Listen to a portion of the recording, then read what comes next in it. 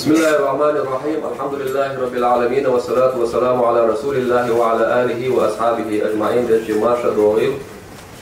أولا نحب أن نرحب بشيخنا الفاضل الشيخ الدكتور أيمن رشدي سويد خادم القرآن الكريم وشيخ القراء، ونقول له حللتم أهلا ونزلتم سهلا في بلادكم الثاني الشيشان.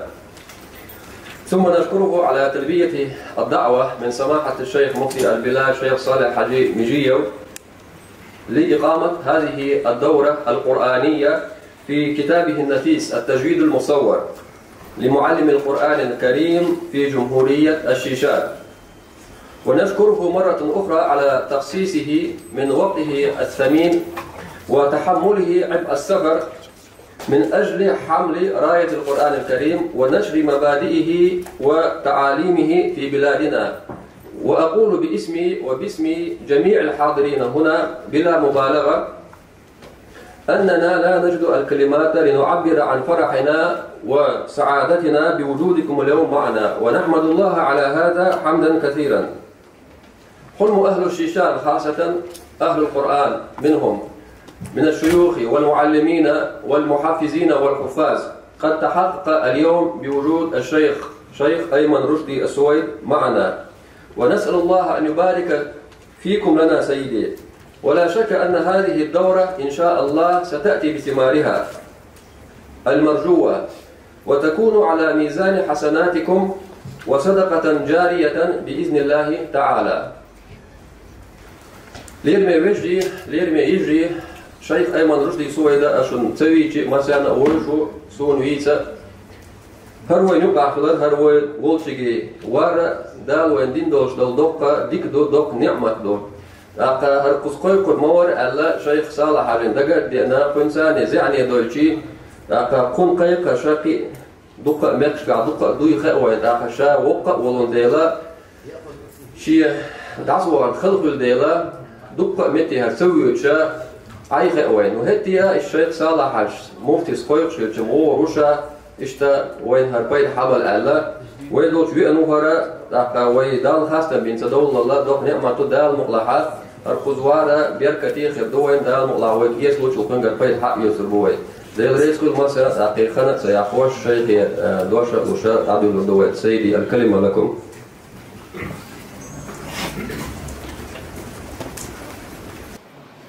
بسم الله الرحمن الرحيم. الحمد لله رب العالمين، وصلى الله وسلم وبارك على سيدنا ونبينا محمد سيد الأولين والآخرين وعلى آله وأصحابه أجمعين. السادة الكرام الحضور جميعا، السلام عليكم ورحمة الله تعالى وبركاته. أشكر الله عز وجل باسمي وباسمكم جميعا أن جمعنا في هذا المكان على مائدة القرآن الكريم، ولا بد لنا من شكر القائمين على الأمر في هذا البلد المبارك، فخامة الرئيس رمضان قديروف حفظه الله بحسب توجيهاته التي ينفذها سماحة الشيخ صالح حجي جيف المفتي العام لجمهورية الشيشان في الإدارة الدينية لمسلمي الشيشان.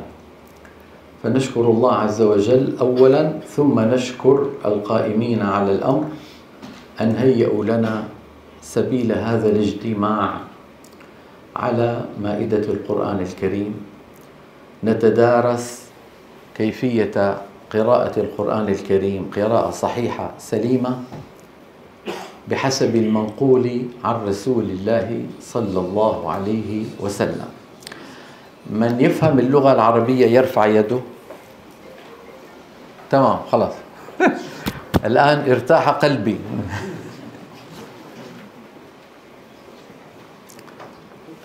إذا في أيها الإخوة الكرام،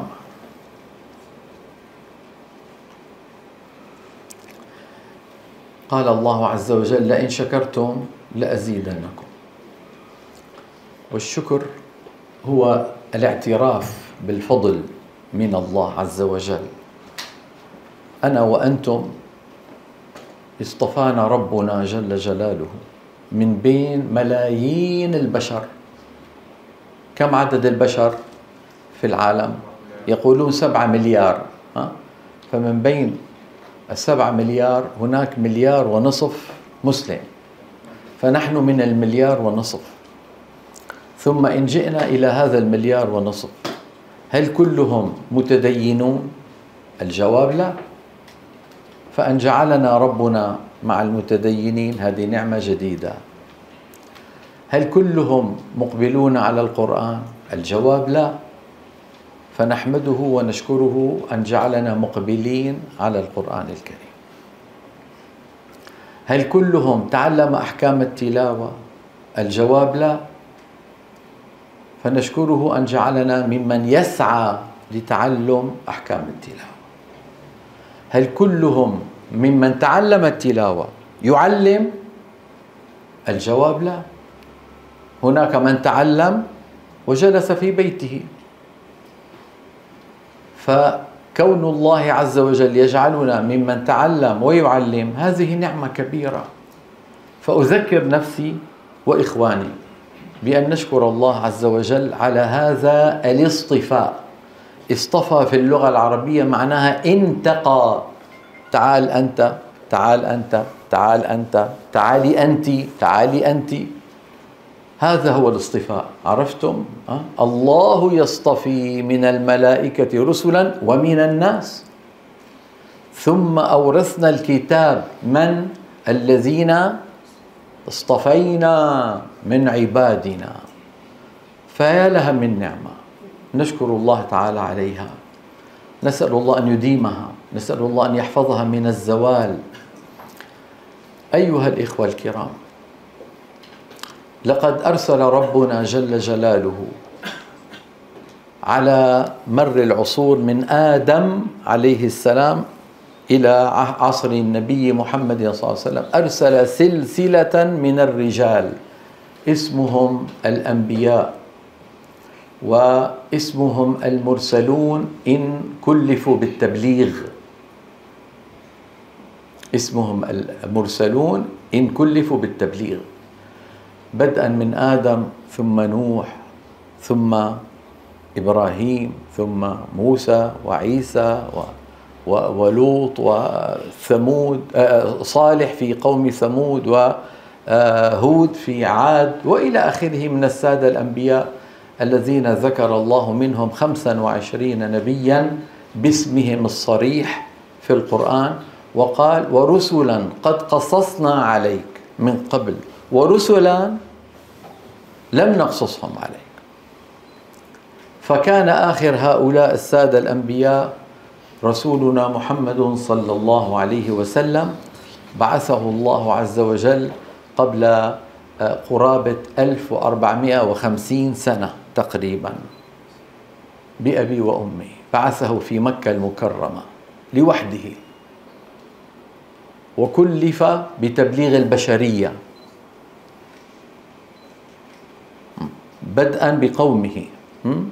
يا أيها المدثر قم فأنذر وأنذر عشيرتك الأقربين. وبدأت الدائرة تتوسع إلى أن قال وما أرسلناك إلا رحمة للعالمين بأبي وأمي. هذا الرسول الكريم صلى الله عليه وسلم أنزل الله عليه الدستور الأخير للبشرية. أنزل من قبله رسالات. العقيدة واحدة، الله واحد، الله موجود، الله واحد، الله متصف بكل صفات الكمال، الله منفي عنه كل صفات النقص. كل الأنبياء قالوا هذا الكلام. خلقنا لنعبده، كل الأنبياء قالوا هذا الكلام. تبدأ حياتنا بالولادة وتنتهي بالموت، ثم بعث ونشور يوم القيامة للحساب. فمن يعمل مثقال ذرة خيرا يره ومن يعمل مثقال ذرة شرا يره. كل هذا الكلام قالوه الأنبياء من آدم إلى رسول الله صلى الله عليه وسلم. الصدق شيء حسن في كل الديانات، الخيانة شيء سيء في كل الديانات. السرقة حرام، شرب الخمر حرام، قتل النفس الإنسانية بغير حق حرام. هذا كله قاسم مشترك بين كل الديانات. نحن نقول ديانات مجازا، وإلا هي دين واحد، إن الدين عند الله الإسلام. لكن تختلف الشرائع باختلافات قليلة بحسب الوضع. انتبهتوا؟ يعني لما كانت البشرية عدد قليل كانت الشريعة بسيطة، أفراد معدود، آدم وحواء وأولاد، ما في يعني تعقيدات في الشريعة. انتبهتوا كيف؟ إلى أن كملت الشريعة متى؟ على يدي نبينا صلى الله عليه وسلم، قال ربنا اليوم أكملت لكم دينكم وأتممت عليكم نعمتي ورضيت لكم الإسلام دينا. قلت منذ قليل إن هذا كان قبل 1450 سنة تقريبا. يعني نحن لم نكن موجودين. هل كان أحد منكم موجود؟ كلنا لم نكن موجودين. طيب، أنزل الله عز وجل على خاتم الأنبياء صلى الله عليه وسلم خاتم الكتب، وهو القرآن. والقرآن العظيم تكفل الله بحفظه، لم يكل حفظه لأحد من البشر. في الماضي كانت أهل الكتاب يؤمرون بالمحافظة على الكتاب بما استحفظوا من كتاب الله وكانوا عليه شهداء. استحفظوا، لتبيننه للناس ولا تكتمونه. لكن ما قاموا بها حق القيام، فزادوا ونقصوا وغيروا وبدلوا وأظهروا وأخفوا ولووا ألسنتهم، وإن منهم لفريقا يلوون ألسنتهم بالكتاب. ليه؟ لتحسبوه من الكتاب وما هو من الكتاب، ويقولون هو من عند الله وما هو من عند الله، ويقولون على الله الكذب وهم يعلمون. يعني هم يعلمون أنه كذب. لما يقولون هو من عند الله يعلمون أن هذا ليس صحيحا. لذلك الكتاب الخاتم لم يكل الله عز وجل حفظه لأحد، بل قال جل جلاله إنا نحن نزلنا الذكر وإنا له لحافظ. فتكفل الله عز وجل بحفظ كلامه الأخير. ليه؟ لأنه إن تحرف لن يأتي دين بعده ليصحح. حرف اليهود فأرسل الله سيدنا عيسى، حرف النصارى فأرسل الله سيدنا محمدا صلى الله عليه وسلم. لكن إذا تحرف دين الإسلام من الذي سيصحح؟ ما بقي تصحيح. عرفتوا؟ لذلك تكفل الله عز وجل بإيه؟ بحفظ هذا الكلام الأخير اللي هو دستور للبشرية. شايفين البشرية هذه كلها هو دستور لها.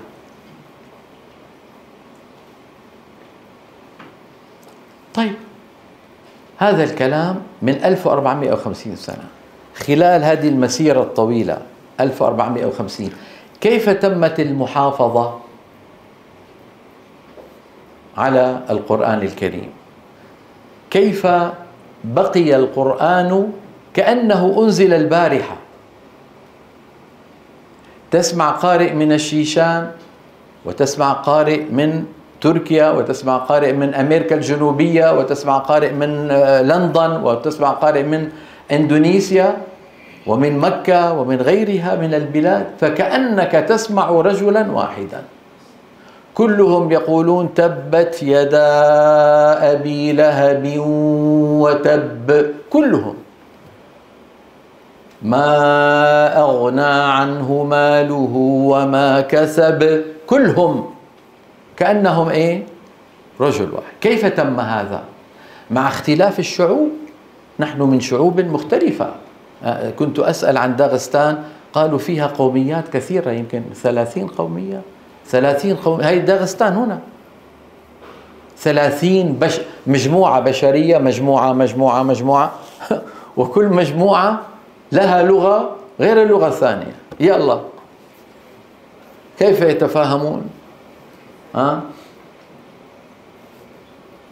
فجعل الله عز وجل اللغة العربية هي لغة كتابه الأخير وهي القرآن الكريم، وتكفل جل جلاله بحفظ القرآن من التغيير والتبديل مع كثرة الألسنة. تصوروا، مع كثرة الألسنة. يعني اللغة العربية تعرفون حروفها: ألف، باء، تاء، ثاء، جيم، حاء، خاء، دال، ذال، وإلى آخره. لكن ليس كل اللغات هكذا. في لغات ما فيها خاء، وفي لغات ما فيها حاء، وأغلب اللغات ما فيها ضاد،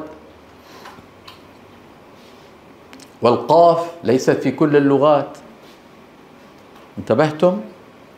والصاد المفخمة ليست في كل اللغات. والكلمة إن نطقت بالصاد أو نطقت بالسين يختلف معناها.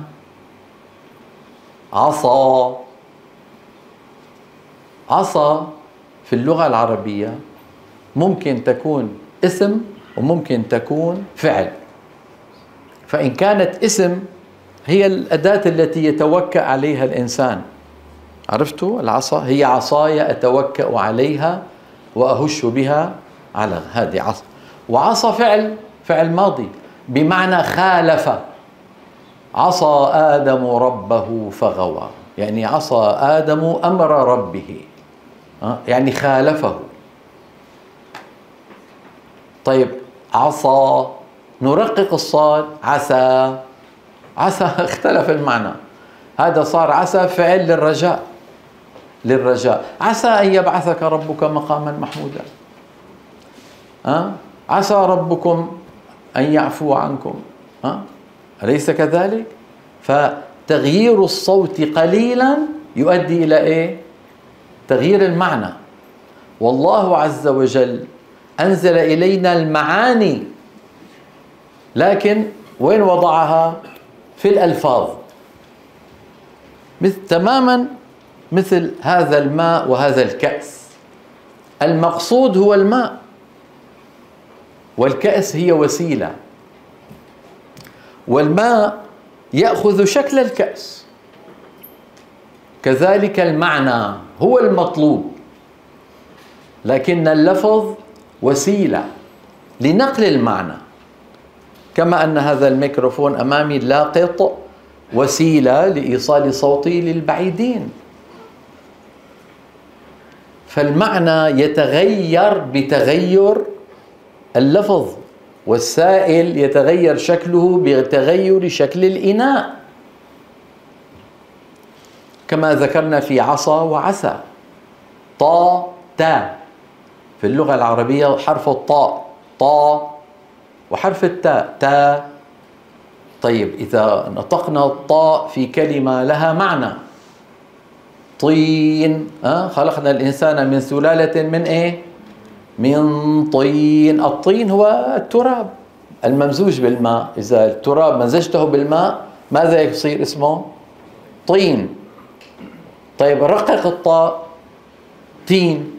التين ثمرة معروفة أقسم الله بها، قال والتين والزيتون. فقط ترقيق وتفخيم. تصوروا نفس المكان، انظروا، طا تا نفس المكان، لكن الطاء مفخم، التاء مرقق. الطلاق مرتان. الطلاق هو الفراق بين الزوجين. التلاق رققنا الطاء صارت ايش؟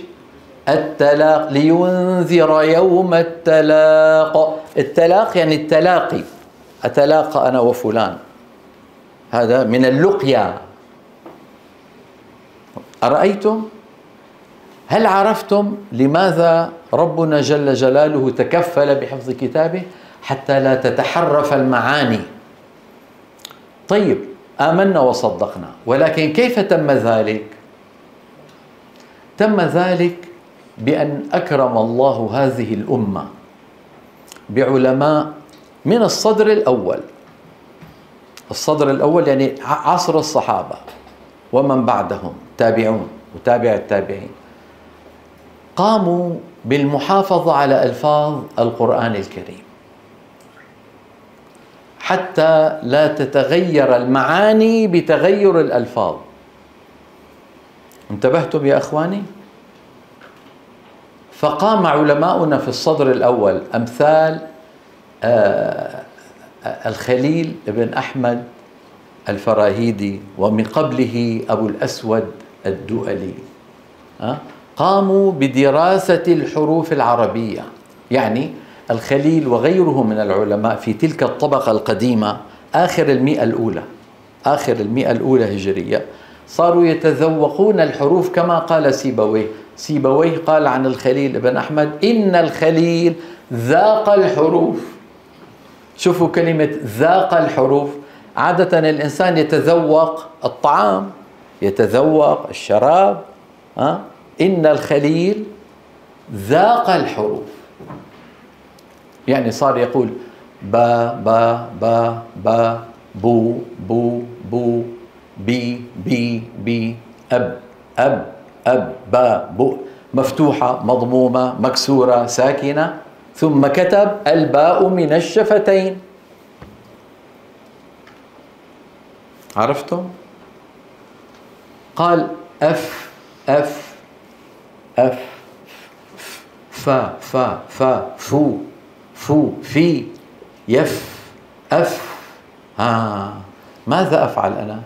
أضع أطراف الأسنان العليا الأمامية، أضعها على باطن الشفة السفلى. أف أف فا، فكتب الفاء من أطراف الثنايا العليا مع باطن الشفة السفلى.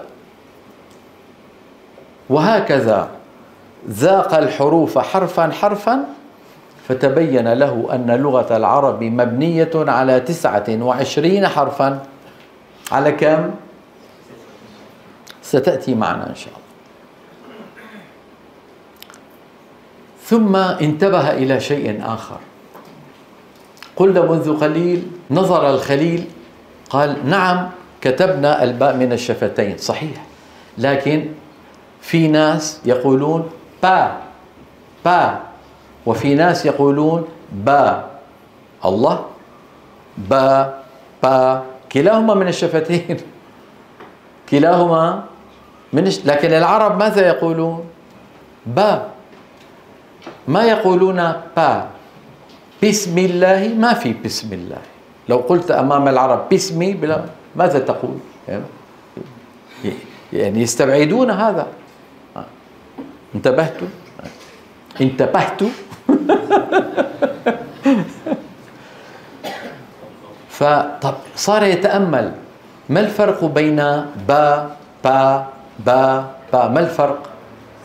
با با هذه في معها هواء يخرج، با، بينما با ما معها هواء يخرج.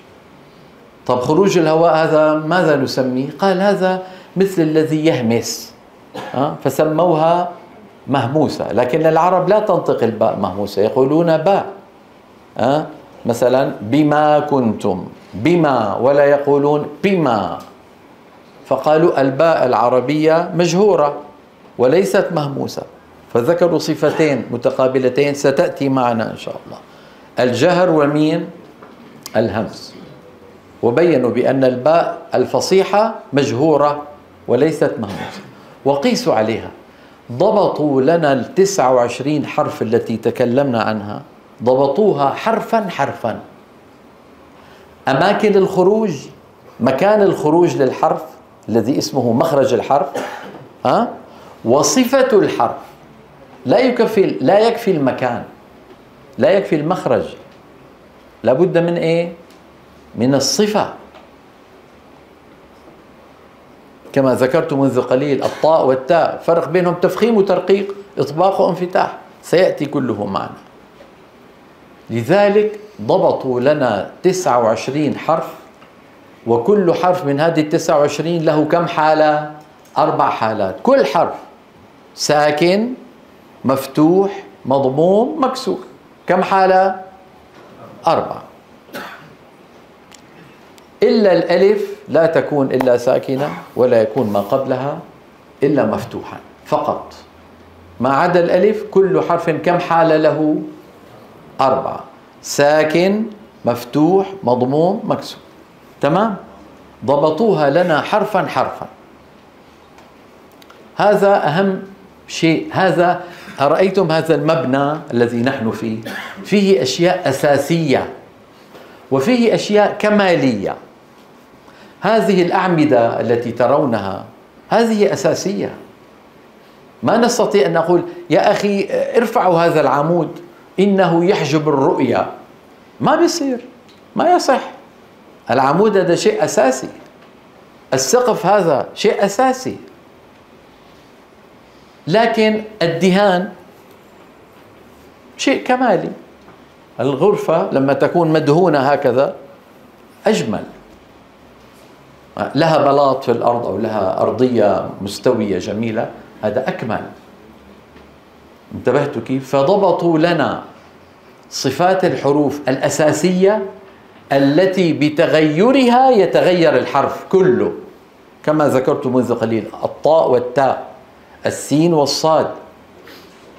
وضبطوا لنا أيضا الصفات الكمالية التي بوجودها يزداد الحرف جمالا. يعني لو قلت أنا بسم الله الرحمن الرحيم، المعنى صحيح ولا خطأ؟ صحيح. لكن العرب يقولون بسم الله الرحمن الرحيم، الراء يفخمون، ولا يقولون الرحمن الرحيم. فتفخيم الراء أجمل ومطابق للمنقول، بينما المرقق ما هو خطأ. يعني لو أمي وأمك وخالتي وخالتك وأبي وأبوك قالوا بسم الله الرحمن الرحيم لا بتخرب الدنيا. لكن لو سأل سائل هل هكذا الحرف، نقول لا، ليس هكذا. صوابه الراء. صفات كمالية سنأتي إليها إن شاء الله تعالى. أظن تحسن الجو قليلا. الجيل الأول من هؤلاء العلماء دونوا. انتبهوا يا إخواني، أريد أن ألفت نظركم إلى شيء. أرأيتم هذه الكاميرات التي تصور الآن؟ يا ليت كان يوجد مثلها في زمن النبي صلى الله عليه وسلم. يا ليت لو كنا لسنا بحاجة إلى كل هذه الأحكام، كنا نضع الفيديو وننظر رسول الله صلى الله عليه وسلم بأبي وأمي ونقلده، أليس كذلك؟ لكن ما كان موجود. هذه الآلات في ذلك العصر لم تكن موجودة، فاستعاض علماؤنا عن التصوير هكذا أو بالفيديو بالتصوير الكتابي. يعني حولوا الصورة إلى إيه؟ إلى نص مكتوب ودونوه في كتبهم.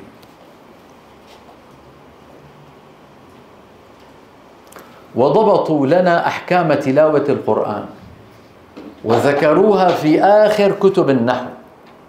لو فتحت كتاب سيبويه في النحو، هذا هو المرجع رقم 1 في علم النحو، أعظم مرجع الكتاب، هكذا اسمه، الكتاب بالألف واللام، الكتاب. فيه علم الصرف ومعنى الصرف، بنية الكلمة، بنية الكلمة، البنية. أنا اسمي أيمن، وزنه أفعل. واحد اسمه سعيد، وزنه فعيل. انتبهتم؟ واحد اسمه محمود، وزنه مفعول. هذا من أي علم؟ علم الصرف. انتبهتم؟ طيب، في لغة العرب الحرف الأخير من الكلمة يتغير فتحة أو ضمة أو كسرة بحسب الكلمة في الجملة. قال الله ضمة، إن الله فتحة، أفلا هي كسرة. هذا اسمه علم النحو. فالنحو يدرس فيه تغير الحرف الأخير من الكلمة بتغير موضعها في الجملة، والصرف يدرس فيه بنية الكلمة بغض النظر عن الجملة، كما ذكرت محمود مفعول، أحمد أفعل إلى آخره. ففي آخر كتب النحو كانوا يذكرون باب مخارج الحروف، صفات الحروف، الهمس والجهر، الشدة والرخاوة، الإطباق والانفتاح، وحروف القلقلة 5 يجمعها قطب جد، حروف الهمس 10، سكت فحثه شخص. انتبهتوا كيف؟ الحروف الشديدة أجد قط بكت، أو أجدك قطبت. قطبت يعني هكذا، لما الإنسان يزم حواجبه هكذا يقولون قطب. قطب يقطب. فجمعوا ذلك وين؟ في آخر كتب النحو والصرف. ثم بعد ذلك هذه الأبحاث، أبحاث مخارج الحروف، صفات الحروف، الأحكام التي تنشأ عند التجاور.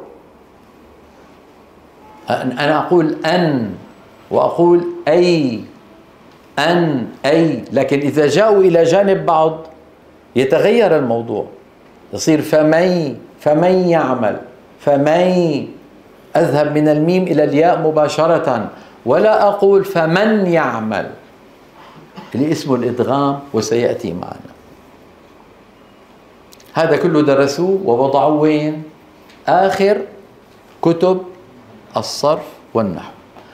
بعد ذلك لحاجة المسلمين إلى تعلم أحكام التلاوة أخرجوا هذه الأبحاث من آخر كتب النحو والصرف وجعلوها مستقلة. شو جعلوها؟ مستقلة. فنشأ عندي علم اسمه علم التجويد. هل عرفتم ما هو علم التجويد؟ هو علم مستل من علم النحو والصرف، من آخر كتب النحو والصرف، أفرد بالتأليف لحاجة المسلمين إليه في تعلم تلاوة القرآن الكريم. وهذه القواعد التي دونها علماؤنا يصاحبها التعلم المباشر. أنا أجلس مع أستاذي فأقرأ أمامه ويصحح لي أو يقرني. إذا نطقت أمامه شيئا صوابا سكت، وإذا نطقت شيء مخالف للصواب ردني وصحح لي حتى يصير نطقي مطابقا لما نقله هو عن أساتذته. انتبهتوا؟ إذن حتى تكون تلاوتنا متقنا للقرآن الكريم يجب أن يكون فيها وصفان. الوصف الأول أن تكون مطابقة لما دونه الأئمة في كتبهم. مطابقة، انظروا كلمة مطابقة، هكذا التطابق هكذا، شوفوا هذا اسمه تطابق. يعني لما أطبق أصابعي هذه على هذه، لا يوجد واحد أطول من الثاني ولا أقصر من الثاني فيكون المنطوق مطابق لما دونه العلماء في كتبهم، وفي نفس الوقت مطابق للمتلقى من الأساتذة المعاصرين. جيل الصحابة تعلموا ممن؟ نبدأ من الأول. قال ربنا وإنك صلى الله عليه وسلم لتلقى القرآن من لدن حكيم عليم. هي أول السلسلة. أول السلسلة مين؟ حكيم عليم. وإنك يعني يا رسول الله لتلقى القرآن. تلقى جاب مبني للمجهول. ليه؟ للعلم بالفاعل. مين الفاعل؟ أمين الوحي، نزل به الروح الأمين على قلبك لتكون من المنذرين. انتبهتوا كيف؟ إذن بداية الأمر رب العالمين، بعده مين؟ جبريل عليه السلام، بعده من؟ رسول الله صلى الله عليه وسلم. سيدنا النبي بأبي وأمي علم مين؟ الجيل الذين كانوا جيل الصحابة، والصحابة رضوان الله تعالى عليهم علموا الجيل، معروفة كلمة الجيل ها، يعني الطبقة التي بعدهم، وهي طبقة التابعين، والتابعون علموا تابع التابع، وهكذا إلى أن وصل الأمر إلينا كما قال الإمام الجزري: لأنه به الإله أنزل. به يعني بالتجويد، به الإله أنزل، وهكذا منه جل جلاله إلينا وصل. قولوا الحمد لله. هذه نعمة كبيرة. وهكذا منه إلينا وصل. انتبهتوا؟ يعني نحن بنقول مثلا من الجنة والناس، هكذا نطقها رسول الله. تقول لي هل رأيته؟ أقول ما رأيته، لكن رأيت المشايخ الذين يملؤون الأرض وكلهم لهم أساتذة وأساتذتهم لهم ينطقونها هكذا، ولا يختلفون في ذلك، لا يختلفون في ذلك، متفقون. كل واحد مثل الجنود، أتعرفون الجنود كيف يدافعون عن البلد؟ فمشايخنا رضوان الله تعالى عليهم حراس على النص القرآني، من أن يزيد فيه إنسان، لا أقول كلمة بل حرف، أو ينقص. يعني خلي الآن البشرية كلها، شايفين البشرية تجتمع على أن يحذفوا من القرآن باء أو فاء، هل يستطيعون؟ طيب يزيدوا، وإنا له لحافظون. طيب ما موقعنا من هذا الكلام؟ ما موقعنا نحن من هذا الكلام؟ طوبى ثم طوبى ثم طوبى لمن جعله الله جنديا يتحمل القرآن من أساتذته ويحمل القرآن إلى الأجيال التي بعده. يا هنيئا له، يا هنيئا له. ألم يكفه قوله تعالى: ثم أورثنا الكتاب الذين اصطفينا من عبادنا؟ ألا يكفي؟ انتبهتم يا أخي؟ فالذي يتعلم القرآن، وخاصة الشباب، أنا الحمد لله أرى القاعة مليئة بالشباب، والشباب هم روح الأمة، الشباب هم روح الأمة، أمل المستقبل. الحمد لله أنا كنت مثلكم وأصغر منكم، ومشينا في هذا الطريق، والآن أنا عمري 68 سنة. كم عمري؟ 68 سنة. هل أنا نادم؟ لا والله. هل أشكر الله؟ إيه والله أشكره من أعماق قلبي أن جعلني أمشي على هذا الطريق منذ أن كان عمري 12 سنة. يعني مضى عليها كم؟ 56 سنة. 56 شيء لا يصدق. العمر سريع، هكذا العمر، شوفوا والله هكذا، وستشعرون بهذا. لا تقول أنا شباب، اليوم شباب لكن بكرة إيش؟ انظروا إلى أنفسكم، لا أنا أنظر إليكم. منكم من لحيته سوداء، ومنكم من في لحيته 7 8 شعرات بيضاء، ومنكم 60 70 100 شعرة بيضاء، ومنكم يا شيخ آدم ومنكم انظروا إلى أخيكم أيمن كلها بيضاء صارت، أنا والأستاذ، أنا وأنت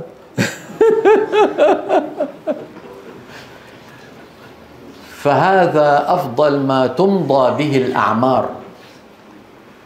ليس من عندي هذا الكلام، بل سيد الوجود صلى الله عليه وسلم قال: خيركم، والكاف والميم هذه خطاب للأمة كلها، خيركم من؟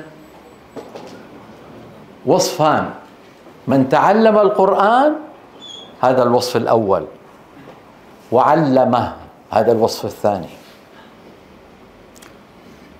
فيخرج من هذه الخيرية من تعلم القرآن وجلس في بيته. ما الفائدة؟ أنا أشبهه بزجاجة عطر فاخر لكنها مغلقة. زجاجة عطر كالونيا فاخرة، بارفان فاخر، لكنها مغلقة، هل نشعر بها؟ لا. هذا الذي تعلم ولم يعلم. طيب أنا أريد أن أعلم، ما ممكن تعلم حتى إيه؟ حتى تتعلم. فاقد الشيء لا يعطيه. أولا تعلم ثم علم، والطريق ما زال أمامكم، أنتم يا أيها الجالسون أمامي. فإن كان واحد منكم يحفظ جزء عما، نعمة، يشكر الله، لئن شكرتم لأزيدنكم. لكن يضيف إلى عما تبارك،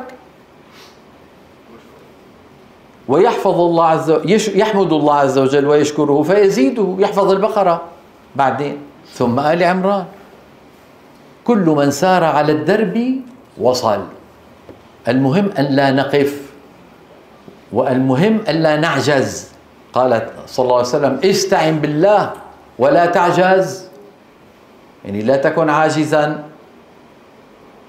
انتبهتوا يا أخواني؟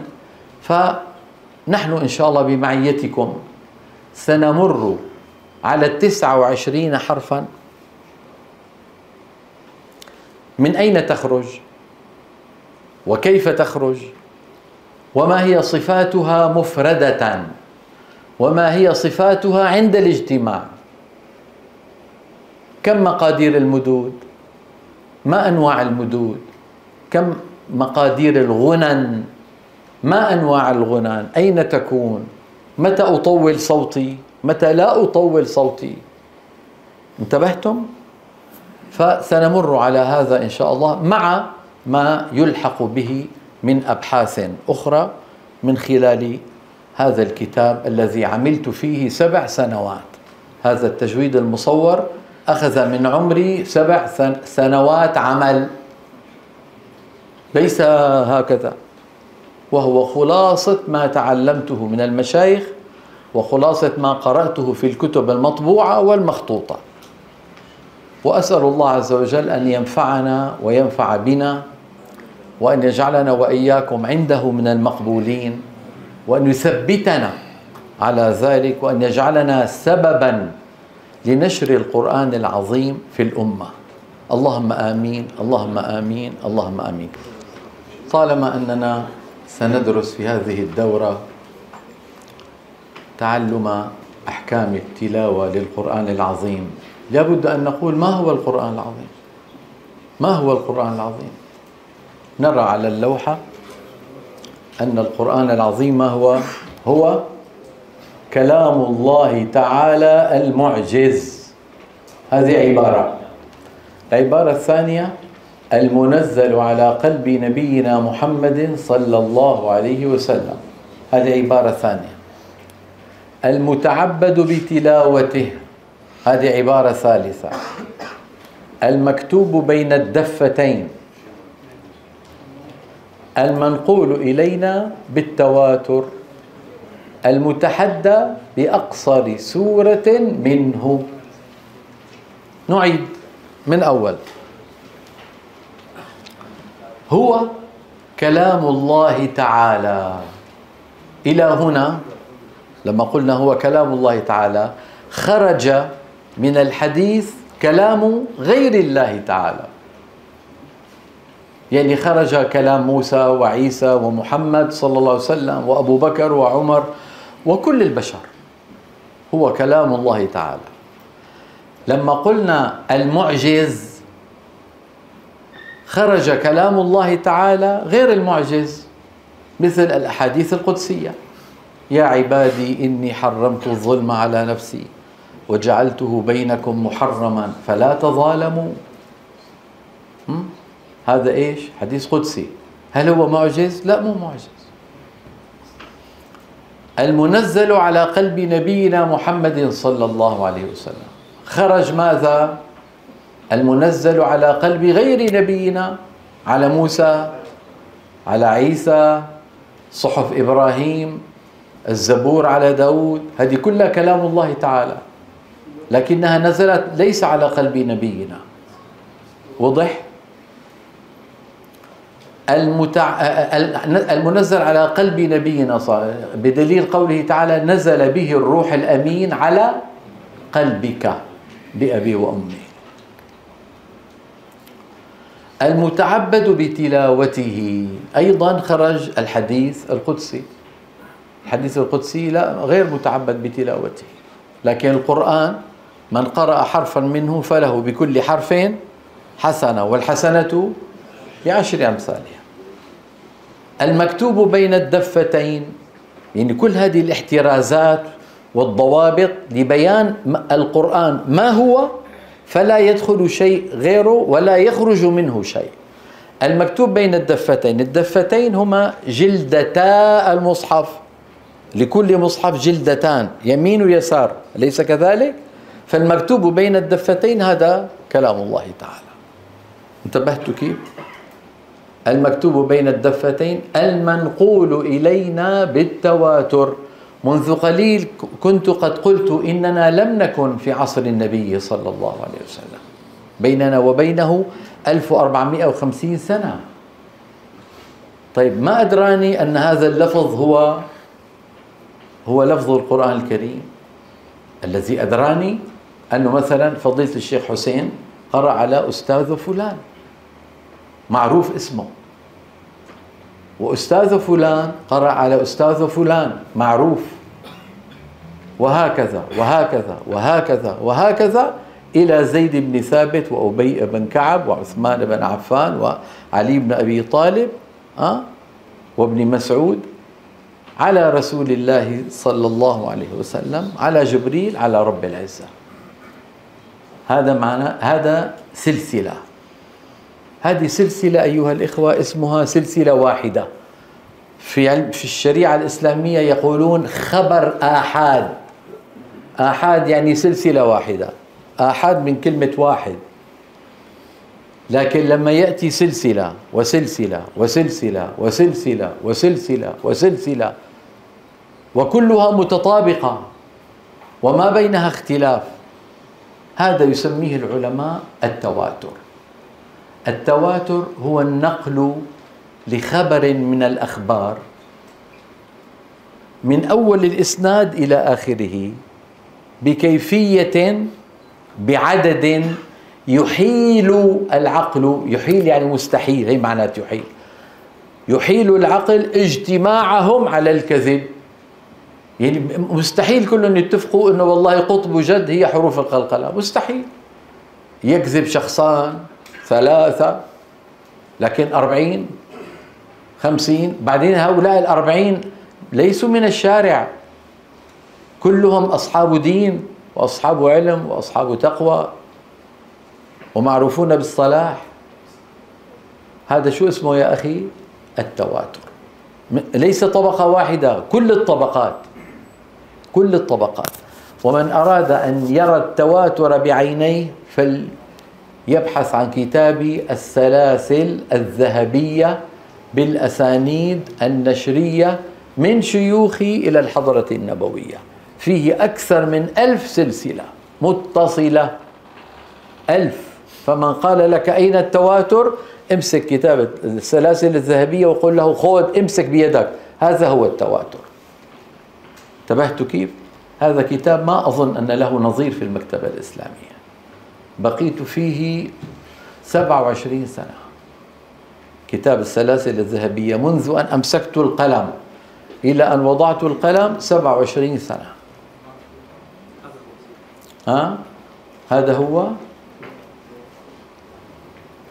هذا هو، هذا فيه 1000 سلسلة ومرقمة. عرفتوا شو يعني مرقمة؟ لما تفتح تجد كل سلسلة لها رقم. هذه رقمها 154، هذه 155، هذه 156، 157، 158. مرقمة 1023 سلسلة. كم؟ 1023. هذا التواتر. عرفتم ما هو التواتر؟ عادة مشايخنا في الإجازات للاختصار يكتبون إيه؟ سلسلة واحدة. فيأتي مثلا واحد مستشرق يقول لك يا أخي أنتم جننتونا في التواتر، وين هذا التواتر؟ أنا رأيت إجازات مشايخكم ما فيها إلا سلسلة واحدة. قل له خذ يا حبيبي، خذ، تفضل، هذا هدية، اقرأه على مهلك. انتبهتوا كيف؟ هذا من فضل الله عز وجل. الله يجعلنا وإياكم سببا لتثبيت القرآن في الأمة ولتوضيح القرآن في الأمة ولتبيانه.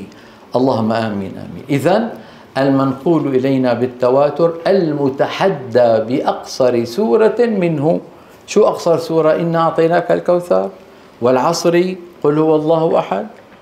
ربي تحدى البشرية في أول الأمر، قال فأتوا وإن كنتم في ريب مما نزلنا على عبدنا فأتوا. لا، في وحدة، قل لئن اجتمعت الإنس والجن على أن يأتوا بمثل هذا القرآن لا يأتون بمثله ولو كان بعضهم لبعض ظهيرا. ظهيرا يعني معين، يعني لو اجتمعوا علماء الاجتماع والنفس والجيولوجيا والجغرافيا والتاريخ والفيزياء والكيمياء والطب والهندسة والتشريعات والقانون الجنائي، كلهم اجتمعوا لن يأتوا ليس بأفضل منه بمثل هذا القرآن. ليس هكذا، هكذا ولو تعاونوا ولو كان بعضهم لبعض ظهيرا. هذا على مستوى القرآن كله. فلما عجزوا قال فأتوا ب10 سور مثله مفتريات، جيبوا لنا 10. تحداهم 114 في الأول، عجزوا، شو قال؟ 10 سور. عجزوا، قال فأتوا بسورة من مثله، سورة واحدة، وإنا أعطيناك الكوثر سورة، يلا جيبوا لنا. قالوا له لهذا مسيلمة الكذاب، تسمعون بمسيلمة الكذاب؟ قالوا له يعني النبي محمد أنزل عليه قرآن، أنت ما في شيء أنزل عليه؟ قال لا في. شو؟ هو سمع ألم ترى كيف فعل ربك بأصحاب الفيل؟ قال يا ضفدع يا ضفدعين نصفك في الماء ونصفك في الطين. يعني شيء يضحك منه الأطفال، الأطفال يضحكون منه لأنه كاذب. فالحمد لله هي معنات المتحدى بأقصر سورة منه. انتبهوا إلى هذه التي أتت، كيف بلغ النبي صلى الله عليه وسلم القرآن بأبي وأمي. هذا والله الموضوع سأبدأ الآن بمقدمته وأقف، وغدا تأتون وأنتم إيش؟ نشيطين، وقد شربتم قهوة أو شاي حتى تكونوا تمام، ونتوسع في هذا الموضوع. كيف بلغ النبي صلى الله عليه وسلم القرآن؟ بلغ رسول الله صلى الله عليه وسلم الأمة القرآن بطريقين: مكتوبا يعني مدونا، ومنطوقا اللي بنسميه النقل الصوتي. فكان بأبي وأمي أول ما ينزل عليه شيء من القرآن يدعو من حضره من الكتبة، أحيانا 5، أحيانا 4، أحيانا 7، المتيسر يعني. والذي كان له دور عظيم في هذا نتكلم عنه غدا إن شاء الله، زيد بن ثابت الأنصاري. هذا الرجل أنا أعشقه، ليس أحبه، أعشقه، يعني من أعلى درجات. لماذا؟ لأن الله يحبه، ولو لم يكن الله يحبه لما اختصه بكتابة القرآن كما سنتحدث غدا 3 مرات.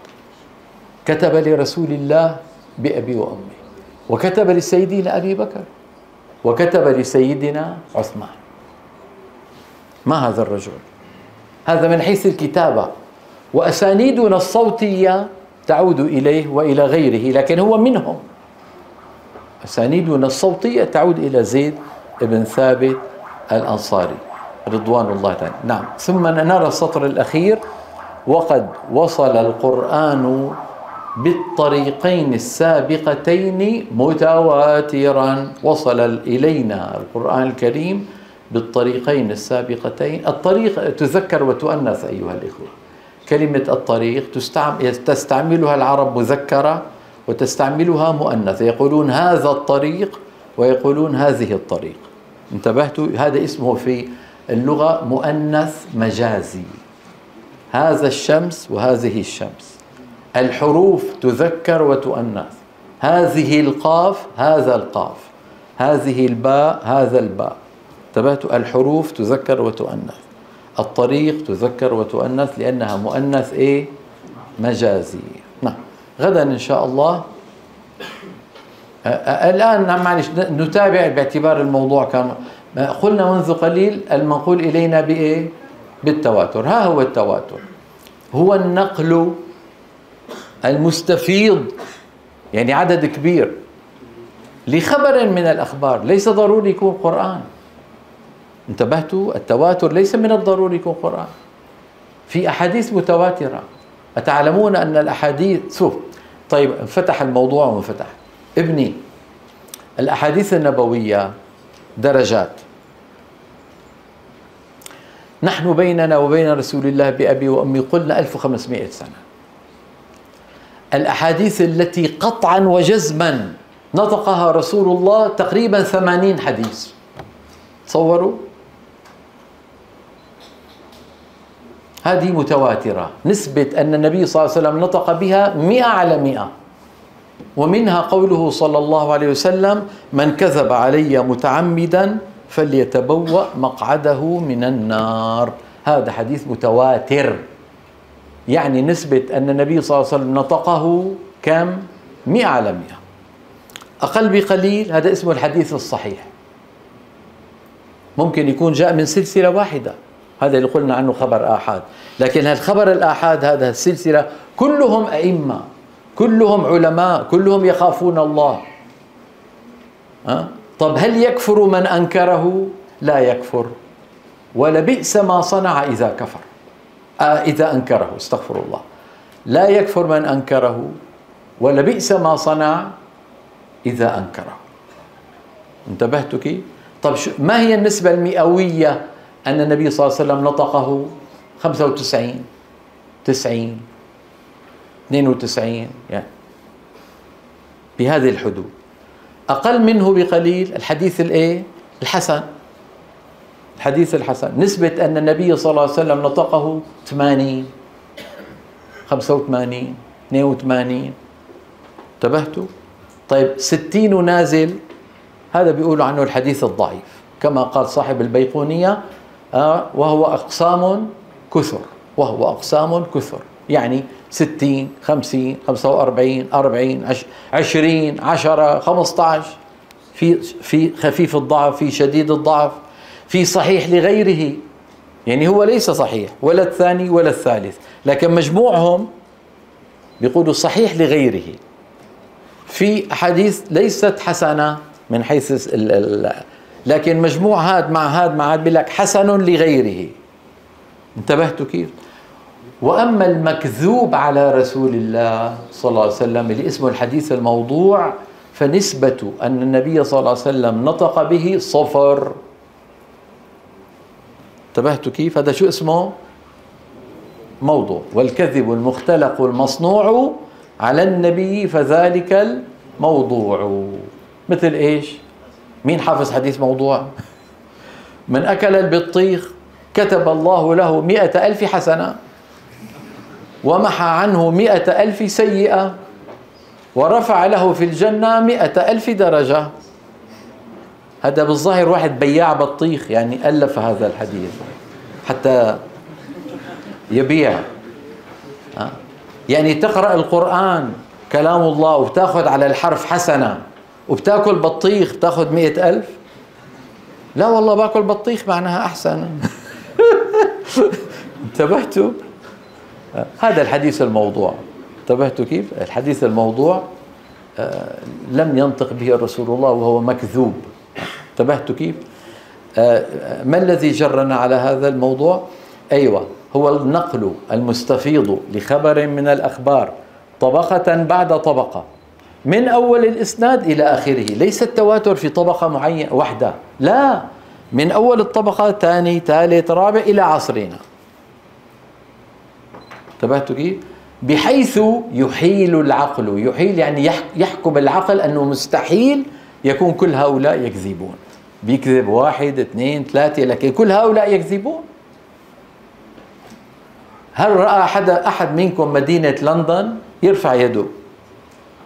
طيب، هل يشك واحد منكم أن هناك مدينة في الدنيا اسمها لندن؟ ما أحد يشك، متواتر. هل عرفتم الخبر المتواتر؟ يعني ما جاءنا واحد يقول يا أخي والله كذب، أنا ذهبت إلى بريطانيا ما وجدت لندن. ما يوجد هذا الكلام. فالخبر المتواتر هو الذي يحيل العقل اجتماع كل النقل على الكذب، اتفق العقلاء على ذلك. انتبهتوا؟ هذا هو تعريف التواتر. وغدا نبدأ من هنا مراحل تدوين القرآن الكريم. هذا حديث شيق وسنتكلم عنه غدا بإذن الله تبارك وتعالى. الله يرضى عليكم. أنا سعيد بكم جدا. أسأل الله أن نكون جميعا عند الله من المرضيين من المقبولين. اللهم آمين آمين آمين. السلام عليكم ورحمة الله وبركاته.